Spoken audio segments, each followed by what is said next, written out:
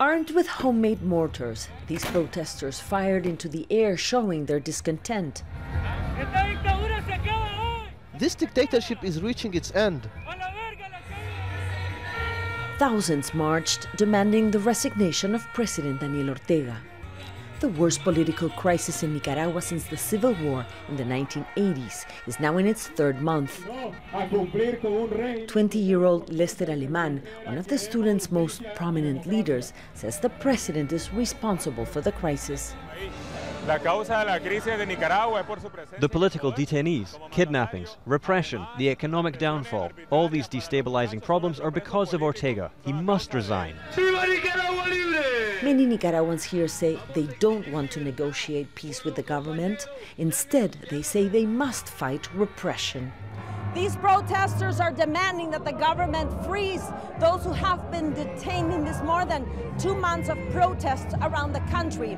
Rights groups say there are more than 120 protesters who remain disappeared. And they are demanding constitutional reform.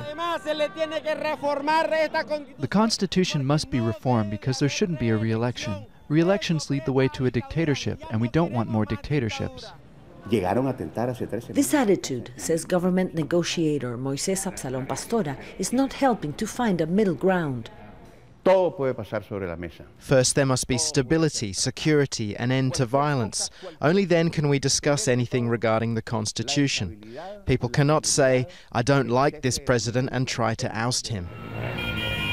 Negotiations with the government are stalled, though Catholic Church mediators hope they resume next week.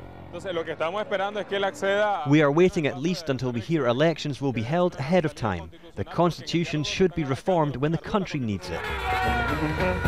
Protesters have called for a general strike on Friday, but President Ortega and his supporters are not giving up the streets. He's planning on leading a procession to commemorate the Nicaraguan Revolution of nearly 40 years, when people rose to topple a dictator. Mariana Sanchez, Jazeera, Managua.